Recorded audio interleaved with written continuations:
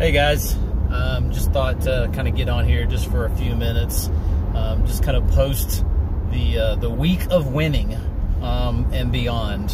You know, basically, you know, what took place, you know, first of the week with the Iowa caucus being a complete disaster for the Democrats, and I don't think for one moment in that respect that the Iowa caucus and the app that George Soros, who's a major funder behind, there's something wrong with it. I think, frankly, there was an embarrassing amount of turnout, and no one showed up. I mean, people showed up, but very, very few people showed up, and that's an embarrassment they don't want to expose. So to me, that's it. But anyway, Monday, the Iowa caucus and the complete implosion of what I think the Democrats are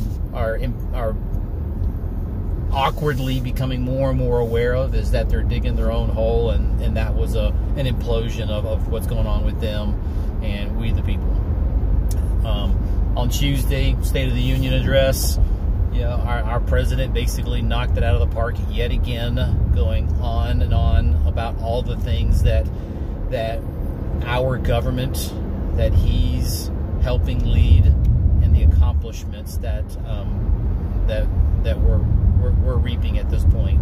Record low unemployments for blacks, record low unemployments for, you know, women, and just on and on and on. And you know what was funny? Listening to the State of the Union address, as much as I loved hearing all of that, and what reflected back on me is during the campaign speech when Trump used to say, you know what, we're gonna win, and we're gonna win, and we're gonna win. And you're going to come to a point where you're going to say, "Please stop winning. I can't take it anymore." I kind of had a reflection back on that point in the speech. So I was like, man, I mean, we're going on an hour and a half with all the accomplishments, and it's like, ugh, enough. No, obviously, it's never enough. I mean, we want to keep on winning, but it just made me think of that. The other thing with the State of the Union address was that, everything that he stated were fundamental to our country and good things that everyone, no matter what party affiliation you have, should welcome and be joyous about. And the fact that the Democrats sat through all of those things. I mean, look at the Suffrage Act and the women all dressed in white.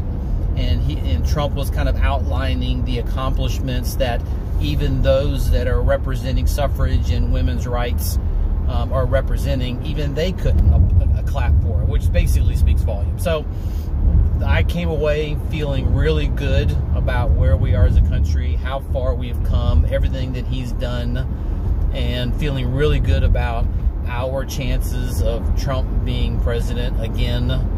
And and the other thing was that, frankly, the Democrats, the deep state, whatever you want to call them, the right side of the house, from Trump's vantage point, is that they hate America. That's it. It's not that they hate Trump. I mean, they probably hate Trump, sure.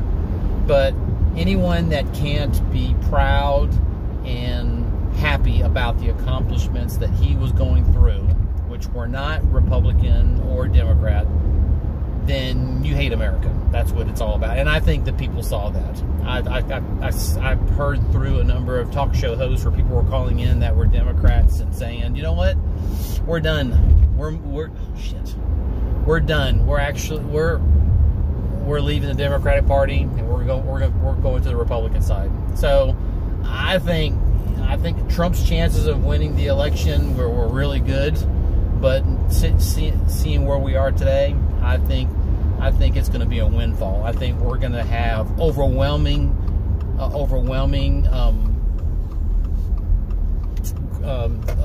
substantive increases in the House and the Senate. We're going to get the House back. We're going to get the Senate. We're going to maintain the Senate. We're going to grow it extraordinarily so, and Trump's going to have another round. So, the State of the Union address was phenomenal. And then you had basically the impeachment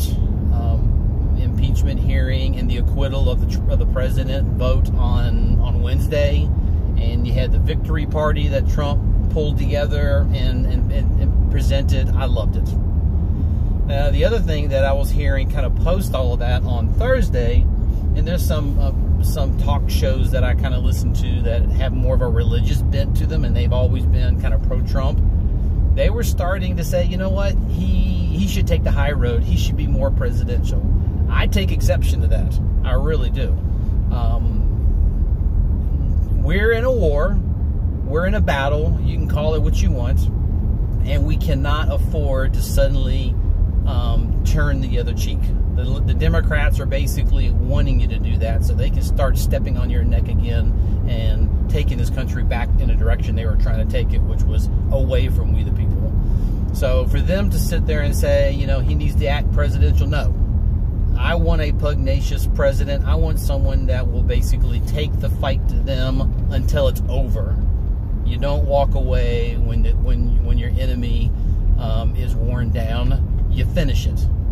So I believe in God. I'm a Christian, but you know, at this point in time, everything that we need is exactly what our president's doing. I support him wholeheartedly, and I'll do anything and everything I can to support him on my end. He can't do it by himself. We, the people, have to support it and help it, and I completely agree with it.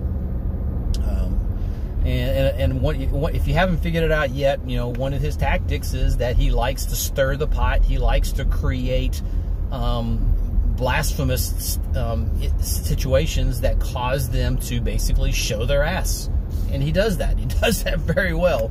I mean, it's just like that one, I don't know if it was a meme or if it was just a marketing thing that he put out there where it just kind of showed, you know, President Trump going out into into the decades ahead. Obviously, that's constitutionally not even possible. But for him to put that out there, and then the left wing, and even the moderates, you know, were complaining about that. I mean, he's doing that to blind them with fury, so they'll make mistakes and continue to show their ass. So I completely support it. And I was just listening to Dan Bongino. I'm not finished listening to the show, but I wanted to get on here and just make a few points. And he completely agrees as well, and I could not agree more so. So in any event, fantastic week. Love our chances, you know, going into the election of the coming year. I think the Democrats are becoming obsolete. Nationalism, we the people, Christian religion rights, all of these things are going to be more front and center in our national conscience, and looking so forward to it. And maybe all of this will also implode the irrelevant, you know, fake news media to a point where maybe a new, you know, media will step in more officially on the main stage that's not fake and is more back to the true spirit of what they're supposed to be. So I'm kind of hoping that happens as well. I mean, there's all kinds of outlets out there to get news and information on what's going on, and frankly, if you just watch, you know, the executive orders, the bills, you know, what gets passed through the House that Trump is kind of putting out there, as well as what he tells you he thinks and what he's doing. I mean, you almost don't need news at all, because he tells you, and he's very transparent. He's in front and center in front of you all the time. But be that as it may, it would be good to have a proper news media out there that's truthful, tells you the news, and doesn't give you opinions on what they think you should think. Propaganda is a powerful tool, and they're using it very effectively. So if he's able to, you know, fix that, that would be fantastic. So anyway, signing off for now, but just some thoughts and perspectives I wanted to kind of put out there. Whether you like it or not, I'm sorry. Just me, Joe Schmo, just putting his opinions and thoughts out there as I'm seeing it. I'm seeing activities unfold. Love you guys. Talk soon.